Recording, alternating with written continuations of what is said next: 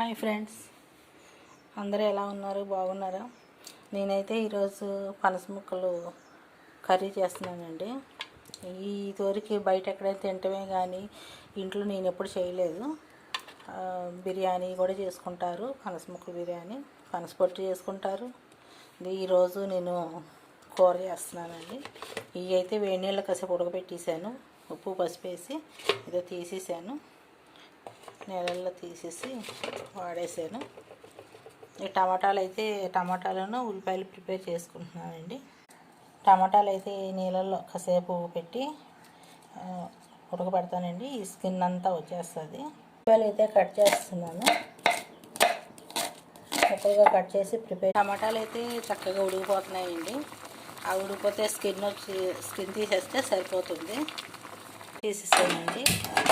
Stove on చేసి oil వేసేసుకోవాలి, కావాల్సినంత ఆయిల్ వేసుకోవాలి. ఇంకా ఉల్లిపాయలు అయితే వేసేస్తున్నాను.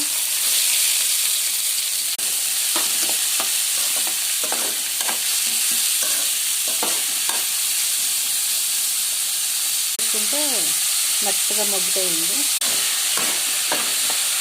కొంచెం సిమ్లో పెట్టేసి మూత పెట్టేసేస్తే మగ్గిపోతాయండి. బాగా ఉడికిపోయినాయి,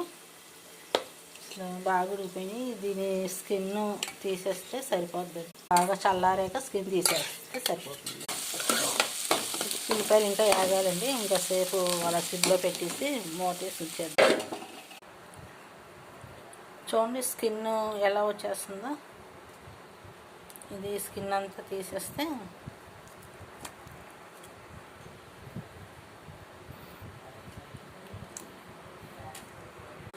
ఈలోపు అయితే కొంచెం టీ ఆచి పెట్టుకున్నాను. ఎక్కువ తాగనండి, కొంచెం తాగుతాను. టీ ఆచి పెట్టుకున్నాను, ఇది తాగుతాను.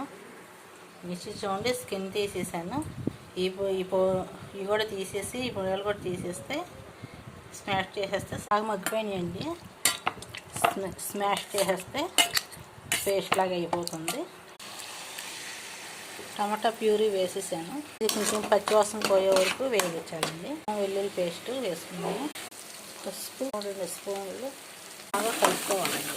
పనస ముక్కలు కూడా వేసేస్తున్నాను, బాగా కలిపేయాలి. తోట కూడా వేసుకోవాలి. కొంచెం వాటర్ కూడా వేయాలి. వేసి బాగా కలిపేసుకోవాలి. సరిపోయేంత వాటర్ వేసుకోవాలి. అయిపోయిందండి. కొంచెం కొత్తిమీర వేస్తున్నాను. కాసేపు మగ్గాక దించేసుకుంటే సరిపోతుంది.